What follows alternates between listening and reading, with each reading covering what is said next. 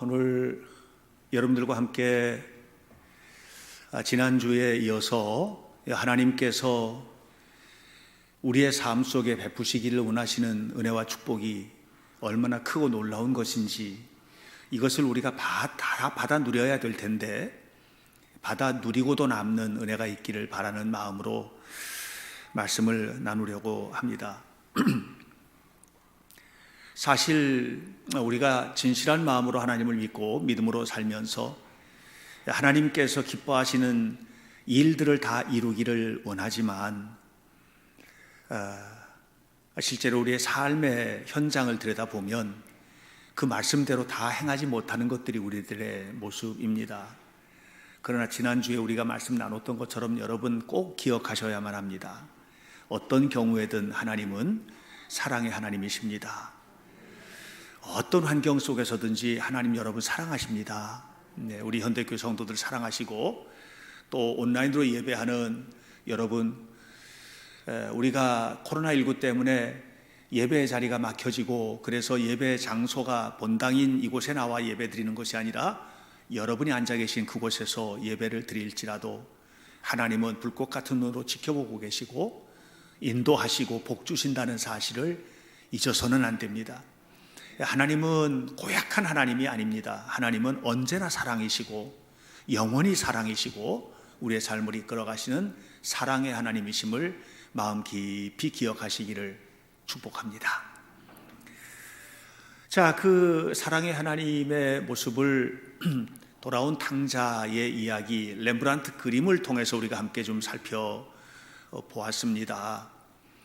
오늘은 요한복음 5장에 나오는 이 38년 된 병자의 이야기를 가지고 우리의 삶을 한번 나누어 보려고 합니다. 예루살렘이라는 도시는 산꼭대기에 있습니다. 이스라엘의 수도가 텔아비브인데 지중해 곁에 있습니다. 근데 텔아비브 공항에서 내려서 바로 예루살렘으로 갈 경우에 아마 저녁 나절에 예루살렘에 도착하는 시간에 맞춰서 가게 되면 매우 신비로운 광경을 보게 되는데요. 그 광경은 하늘에 갑자기 엄청나게 막 빛나는 불빛들이, 보석처럼 빛나는 별빛들이 공중에 떠 있는 것을 보게 됩니다. 예루살렘입니다. 예루살렘 근처에 광야가 쭉 있다가 예루살렘에 다가오면 도시가 형성이 되는데 산꼭대기입니다. 그래서 산 위의 동네, 그것이 바로 예루살렘인데, 그런데 특이하게도 예루살렘에는 그 꼭대기인데 유대 광야가 시작되는 시작점이거든요, 사실. 그런데 그곳에 엄청나게 물이 나옵니다. 두 군데서 물이 나오는데 한 군데는 기혼샘입니다. 기혼샘에서 나오는 샘은요, 물이 얼마만큼 많이 나오느냐면 그냥 콸콸 솟아난다고 보시면 됩니다. 이렇게 물이 솟아나고, 이렇게 솟아난 샘물이 히스기야 터널이라는 히스기야 왕이 뚫은 이 돌굴이에요. 그 터널을 통해서 실로암으로 흘러갑니다. 이렇게 하나가 나고 또 하나의 물이 나는 곳은 베데스다 못입니다. 이 베데스다 못 같은 경우에도 물이 나오는데 이 물은 좀 신기해요. 기혼샘에서 나오는 물은 맑고 시원한 물이 계속 솟아나는데 이 베데스다에서 나오는 물은 조금 다른 물이었던 것 같아요. 그래서 지금도 베데스다에 가면 그 주변에 유적지들이 다 발굴이 되어서 보존이 되고 있는데 엄청나게 거대한 하나의 치유센터라고 해야 되나? 이런 것들이 거기에 있었던 것을 볼 수 있습니다. 우리 요한복음 5장에 보면 행각이라고 하는데 그게 여러 개의 행각들이 있어서 거기에 이제 병자들이 모여 있다가 치료를 받고 또 기도를 받고 또 그 물이 그냥 막 이렇게 움직일 때, 지금 38년 된 병자의 경우를 보면 물이 막 움직일 때 먼저 뛰어가면 막 치유를 받는다 이렇게 했는데, 그거 뭐 물이 어떻게 움직여서 무슨 신비한 효과가 나타나기보다는 물 자체가 가지고 있는 뭔가 능력이 아니었나 이렇게 생각이 듭니다. 예를 들면 온천물 같은 이런 것들이죠. 옛날 조선시대 우리 왕들도 몸이 심각하게 문제가 생기면 온양에 행궁이 있었어요. 그 온양 행궁에 가서 쉬면서 온천을 하고 올라가고 이렇게 했거든요. 아마 그런 것이었을 거라고 생각을 합니다. 그런데 예수님께서 어느 날 바로 이 베데스다 못 근처를 거니시는 겁니다. 베데스다 못 근처를 거니시다가 한 사람을 발견하게 됩니다. 베데스다 못 근처에는 사실 굉장히 많은 환자들이 있었거든요. 수많은 병자, 다리 저는 자, 고통에 사로잡힌 자, 혈기 마른 자, 괴로워서 견딜 수 없는 자들. 지금이야 거의 대부분 다 아프면 원인이 나오지 않습니까? 거의 나오거든요. 지금은 물론 원인이 없이 고통을 받게 되는 경우들도 있어요. 무슨 병인지 모른대요, 목사님. 그런데 너무 힘들어요. 이렇게 말하시는 분들도 간혹 있기는 해요. 그런데 옛날에는 규명 안 된 병이 훨씬 많았잖아요. 그냥 배가 아프면 다 배 아픈 줄 알았지, 그게 무슨 뭐 위암이고 아니면 무슨 대장암이고 간암이고 뭐 이런 거 다 어떻게 알았어요? 몰랐어요, 옛날에는. 그러니까 그냥 배 아픈 병으로 알았던 것이죠. 이런 식으로 그 안에는 수많은 병자들이 있어서 그리고 그 당시에 베데스다 못 근처에 있었던 속설대로 물이 움직이면 먼저 뛰어내려가면, 그 간절함을 가지고 뛰어내려가서 물에 들어가면 병이 낫는다 하는 기대를 가지고 이제 사람들이 있는데, 그런데 예수님이 다니시다가 한 병자, 지독히 안 좋은, 지독히 고통스러운, 말로 다 할 수 없이 힘든 한 사람을 발견하게 됩니다. 바로 그 사람이 38년 된 병자인데 걷지도 못하고 38년 동안을 거기에 주저앉아서 희망만 가지고, 그러나 그 희망이 성취될 가능성은 전혀 없는 이런 세월을 보냈으니 얼마나 힘든 세월을 보냈을지 여러분 기억해 보시기 바라요. 예수님이 그에게 다가가셨어요. 그리고 그에게 말씀하십니다. 네가 낫고자 하느냐? 이렇게 말씀을 하셨습니다. 저는 주님을 믿는 우리들도 38년 된 병자 정도는 아니어도, 또 지난주에 우리가 나누었던 돌아온 탕자처럼 그렇게 지독한 죄를 진 것은 아니어도, 그래도 우리가 하나님 앞에 죄인이고, 또 크건 작건 간에 우리 모두는 다 마음속에 낫기를 원하는 무언가를 가지고 있지 않나. 낫기를 원하는, 해결되기 원하는 뭔가의 숙제를 가지고 있지 않습니까? 자, 여기 앉아 계신 여러분이나 온라인으로 예배 드리시는 여러분, 또 여기서 설교를 하고 있는 저도 마찬가지로 하나님께서 만져주시기를 원하는, 정말로 회복되기를 원하는, 진실로 낫기를 원하는 그 무언가를 우리는 가지고 있는 것입니다. 오늘 성경은 바로 그 문제가 해결되는 38년 된 병자의 스토리입니다. 이 스토리를 함께 여러분들과 나누는 중에 제가 간절히 바라는 것은 여러분들의 마음이 38년 된 병자와 같이, 또 병자가 만난 예수님을 만난 듯한 그런 마음을 가지고 이 시간에 말씀을 경청하시기를 바라고, 그리고 진실한 마음으로 주님을 만나는 우리의 삶 속에 38년 된 병자가 회복되는 것 같은 회복의 은혜가 임하기를 주님의 이름으로 간절히 축복합니다. 이 38년 된 베데스다의 병자의 이야기에는 굉장히 중요한 세 개의 예수님과 사이의 대화의 포인트가 있습니다. 그 첫 번째 이야기가 6절입니다. 6절에서 예수님은 이렇게 묻습니다. 네가 낫고자 하느냐? 이렇게 말씀을 하셨습니다. 근데 6절이 이 질문에서 네가 낫고자 하느냐라고 예수님께서 말씀을 하시잖아요. 이렇게 예수님이 말씀하시는 이유가 있어요. 자, 예를 들어서 지나가다가 아버지가 어린 아들의 손을 갖고 가는데 너무너무 맛있는 냄새가 나는 거예요. 그런데 만약에 마음이 전혀 없다면 야 빨리 가자, 빨리 가자 이렇게 하지만, 만약에 아버지가 아이에게 정말 맛있는 냄새 나지, 먹고 싶어? 이렇게 얘기한다면 무슨 뜻일까요? 사주겠다는 얘기예요. 다시 말하면 예수님께서 지금 네가 낳고자 하느냐라고 얘기했을 때 이 말의 핵심을 아셔야 돼요. 예수님이 고쳐주겠다는 얘기를 하시는 거예요 지금. 그렇지 않다면 그런 얘기 할 필요가 없어요. 희망 고문이죠. 해주지도 않을 것을 자꾸 왜 그런 얘기를 해서 고문합니까? 이건 희망 고문이에요. 우리 주님은 한 번도 희망 고문하신 적이 없어요.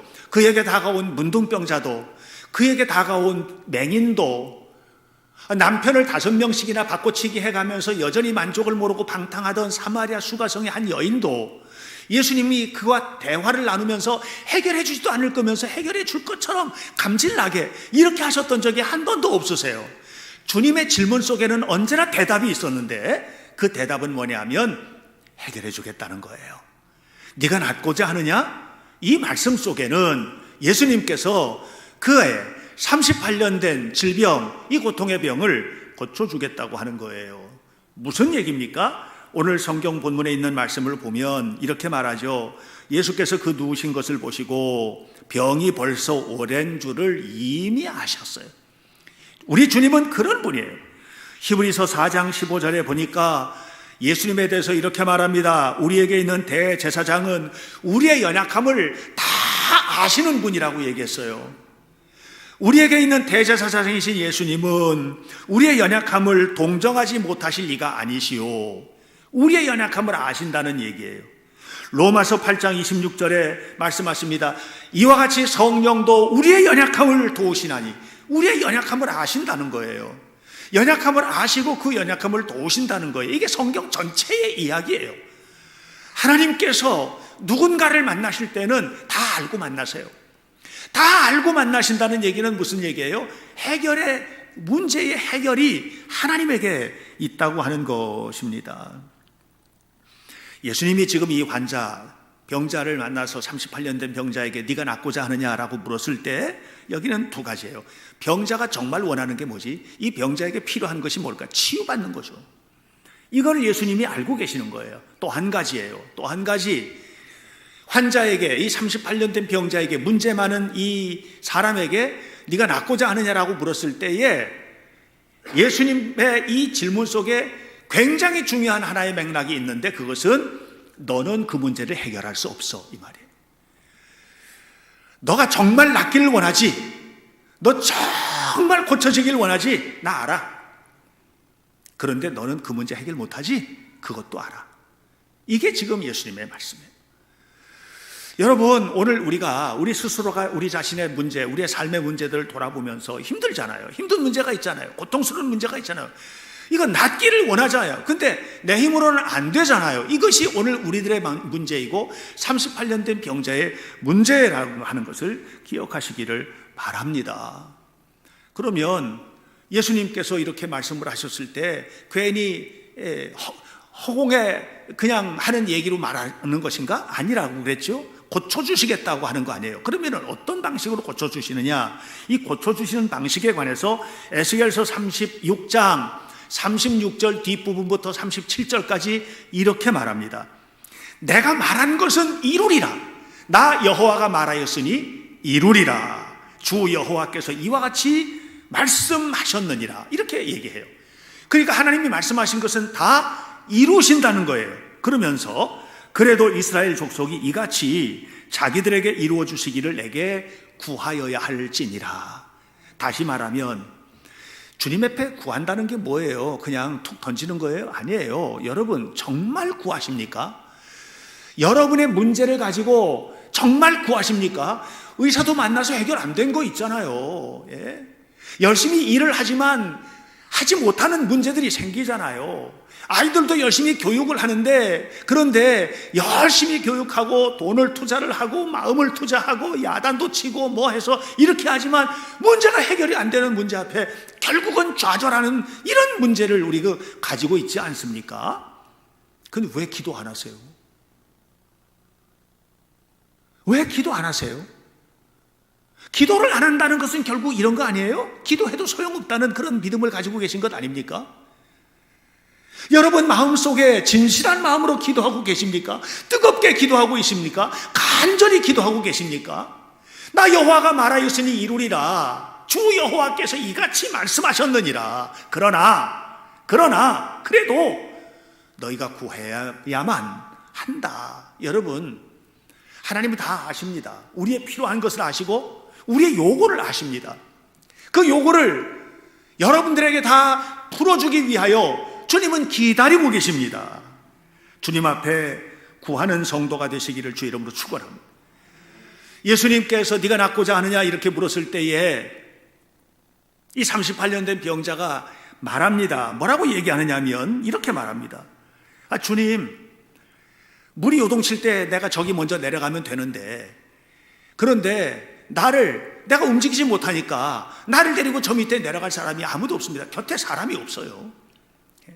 사실 예수님이 네가 낫고자 하느냐 이렇게 물었을 때에 이 사람은 그냥 들은 척도 안 할 수도 있어요. 38년 동안 수많은 사람 만나고 지금 뭐 희망이라고 하는 것은 아무것도 없이 다, 희망의 불꽃은 다 꺼져버린 상태이고, 이런 상태에서 38년을 보낸 거예요. 누가 말하는 것도 귀찮고 말 붙이는 것도 귀찮고 그냥 이제는 죽을 날만 기다리는 이런 삶을 살고 있는 것 아닙니까? 그 당시 평균 연령을 우리가 생각해 보면 38년을 거기 앉아 있었으니 얼마나 나이 많아요. 이제는 뭐 희망은 없는 사람인 거죠. 그런데 주님에게 대꾸를 하는 겁니다. 나 저기 가서 나도 고쳐지고 싶은데, 나 저기 내려가서 저 물에 몸을 담그고 나도 치료받고 싶은데, 그런데 방법이 없습니다. 방법이 없습니다. 이렇게 이야기를 하고 있는 것입니다. 사랑하는 성도 여러분, 우리의 마음으로는 간절히 원하지만, 그러나 우리의 육신은 한계에 부딪혀서 이루지 못하는 경우들이 얼마나 많은지 모릅니다. 그래서 마태복음 26장 41절에서 예수님께서 이런 말씀을 하세요. 겟세마네 동산에 기도하러 가실 때에 제자들 밑에서 기도하고 있어라 하고 가서 기도하시고, 이마에 흐르는 땀방울이 핏방울이 맺힐 정도로 그렇게 기도하고 와서 보니까 다 잠자고 있는 거예요. 그때 주님께서 말씀하셨어요. 너희들도 나처럼 기도하고 싶지? 그런데 육신이 연약하여 피곤하고 힘드니까 잘 수밖에 없지. 마음으로는 원이로되 육신이 약하도다. 우리들의 모습 아닙니까? 하나님께서 해결해 주신다는 것도 알고 다 알겠는데, 하나님 앞에 끊임없이 나와서 요청하고 끊임없이 구하고 간절히 원하고 하는 일들은 우리 육신이 너무 약하고 육신이 바쁘고 예배당 찾는 일도 솔직히 조금 좀 불편하고 이런저런 여러 가지, 그래서 편안한 거 찾고 쉬운 길을 가다 보니, 그러니 하나님과는 전혀 마음이 맞지 않는 이 길을 우리가 걷고 있는 것은 아닌가. 여러분, 이 사람이 지금 알고 있습니까? 내려가서 저 물이 동할 때에 그 물에 먼저 내려가면 내가 고침받을 것 같은데, 이거 자기 생각이죠. 못 고쳐요. 100번을 오르락내락 해도 안 돼요. 진짜 치유는 어디에 있느냐? 지금 말씀하시는 주님을 만나는 거예요.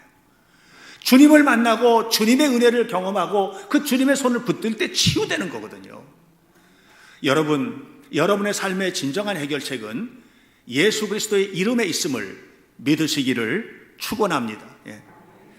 그 주님께서 말씀을 하십니다. 8절입니다. 이 38년 된 병자에게 뜨겁게 말씀하시는 것입니다. 이렇게 말씀하셨습니다. 일어나 네 자리를 들고 걸어가라. 이렇게 말씀하셨습니다. 일어나 네 자리를 들고 걸어가라. 여러분, 여기 지금 세 마디예요. 일어나라. 38년 된 병자로서는 할 수 없는 일이에요. 그죠? 네 자리를 들고, 지금 38년 된 그 찌들은 자리, 담요를 들고 일어서야 되는데 이걸 들 수 있는 힘이 이 사람에게는 없어요. 걸어가라. 어떻게 걸어가요? 그런데 주님은 그에게 불가능한 명령을 내리고 있어요. 일어나라. 그 모든 것을 다 들어라, 걷어 들어라, 그리고 걸어가라, 이렇게 이야기하고 있습니다. 사실 뭐 일어날 수 있으면 자기가 일어나가지고 저 물속에를 수도 없이 뛰어내려갔다 왔지 않았겠습니까? 그런데 그렇게 못했잖아요. 그런데 지금 놀리는 것도 아니고 어떻게 일어나서 걸어가라는 말인가, 이렇게 생각할 수 있습니다. 그러나 여러분, 기억하셔야만 합니다. 사람으로서는 할 수 없는 그 일을 하나님은 하시는 것을 믿으시기를 축복합니다. 마가복음 10장 27절에서 말씀하셨습니다. 예수께서 말씀하셨습니다. 사람으로서는 할 수 없으되 하나님으로서는 그렇지 아니하니 하나님으로서는 다 하실 수 있느니라. 여러분, 하나님은 가능하신 하나님이십니다. 하나님은 우리의 삶을 세워주실 것입니다. 하나님은 우리의 삶을 놀랍게 세우실 것입니다. 하나님은 능력의 하나님이심을 믿으시기를 바랍니다. 그 주님이 말씀하시는 것입니다. 일어나라, 일어나라, 일어나거라. 이렇게 절대로 불가능한,